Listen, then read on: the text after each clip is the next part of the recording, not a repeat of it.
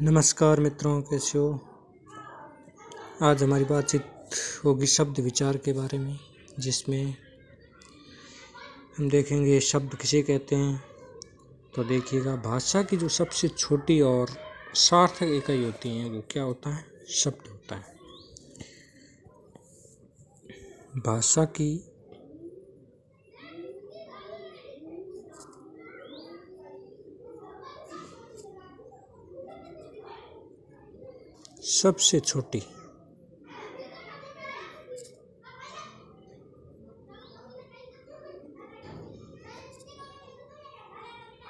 सबसे छोटी इकाई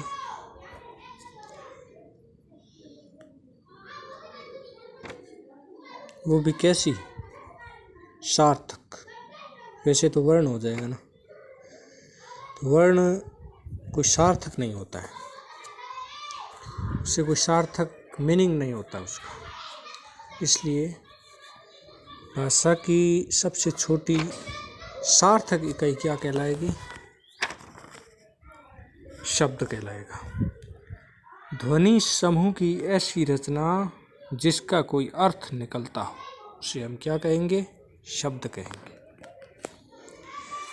ठीक है मित्रों, भाषा की वैसे तो सबसे छोटी इकाई वर्ण है, पर अगर सार्थक इकाई पूछ ली जाए तो क्या होगा? शब्द होगा। शब्द, इस बात का आपको विशेष रूप से ध्यान रखना है।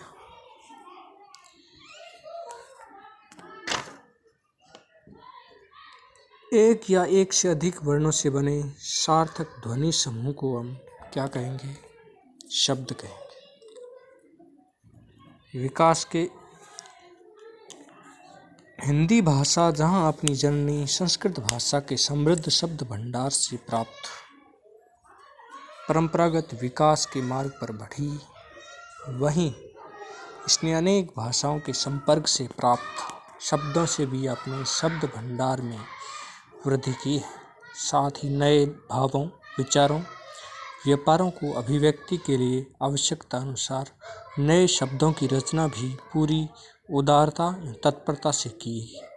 इस प्रकार हिंदी की शब्द संपदा न केवल विपुल है बल्कि विविधतापूर्ण भी है। शब्द की उत्पत्ति, रचना, प्रयोग एवं अर्थ के आधार पर शब्द के भेद किए गए हैं, जिनका विवरण हम पढ़ेंगे। उत्पत्ति के आधार पर हिंदी भाषा में संस्कृत, विदेशी भाषाओं, बोलियों एवं स्थानीय संपर्क भाषा के आधार पर निर्मित शब्द समूह शामिल है। अतः उत्पत्ति या स्रोत के आधार पर हिंदी भाषा के शब्दों को हम इस प्रकार से बांटेंगे: तत्सम, तद्भव, देशज, विदेशज, इस प्रकार से। तो हम क्या देखेंगे? सबसे पहले उत्पत्ति के आधार पर। सबसे पहले उत्पत्ति के आधार पर।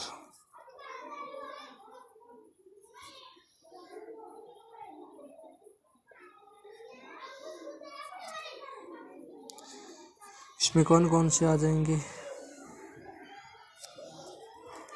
तत्सम। पहले हम तत्सम देखते हैं। तत् प्लस सम का अर्थ है उसके समान, अर्थात किसी भाषा में प्रयुक्त उसकी मूल भाषा के शब्दों को तत्सम कहते हैं। मूल भाषा कौन सी है? संस्कृत। यानी कि मूल भाषा के जो शब्द है ना, वो अधिकतर इसमें आएंगे तत्सम। मूल भाषा कौन सी है? संस्कृत। ठीक है मित्रों, इस बारे में हमने जाना। अर्थात किसी भाषा में प्रयुक्त उसकी मूल भाषा के शब्दों को हम तत्सम कहेंगे। हिंदी की मूल भाषा संस्कृत है, अतः संस्कृत के वे शब्द जो हिंदी में ज्यों के त्यों प्रयुक्त होते हैं उन्हें तत्सम शब्द कहेंगे। जैसे हम देखते हैं, ये शब्द है उष्ट्र। उष्ट्र किसको कहेंगे? ऊँट को कहते हैं ना। ऊँट को हम क्या कहेंगे?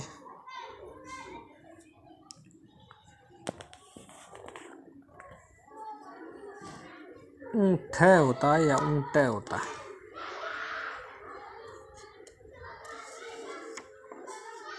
एक बार इस पर विचार कीजिएगा मित्रों। ऊँट या फिर ऊँट?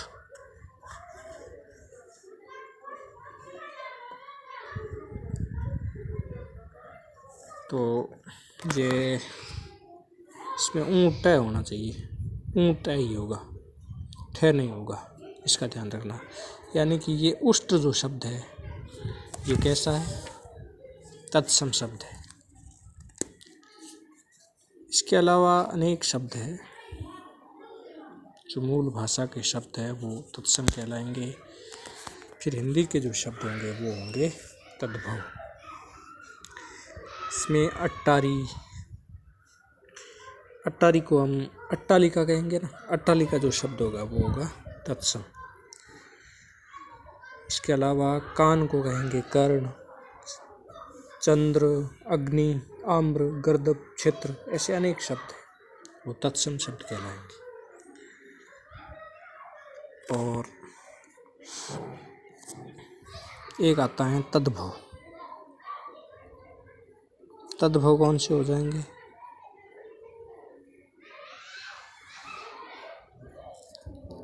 तद्भव शब्दों में ध्यान दें मित्रों, मूल भाषा के शब्दों को हम अपने परिवर्तित रूप जो हिंदी में है उसको हम तद्भव रूप कहेंगे। जैसे ये जो ऊँट जो शब्द है यहाँ पे ये हो जाएगा तद्भव, और उष्ट्र है जो तत्सम। इसी प्रकार ये देखिएगा, इसमें हम क्या लिखेंगे? संस्कृत के वे शब्द जिनका हिंदी में परिवर्तित कर उच्चारण की सुविधा अनुसार प्रयुक्त किया जाने लगा उन्हें तद्भव शब्द कहेंगे। तो उसको हिंदी वाले शब्द कहेंगे, संस्कृत टू हिंदी।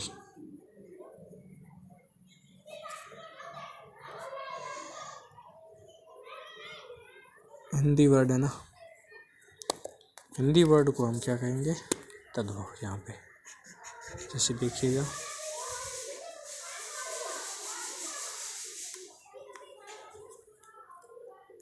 मैं यहाँ पे शब्द नोट कर रहा हूँ। यहाँ पे लिख रहा हूँ कर्ण। कर्ण को हम तद्भव रूप में क्या लिखेंगे? कान। तो ये जो कान जो शब्द है वो है तद्भव।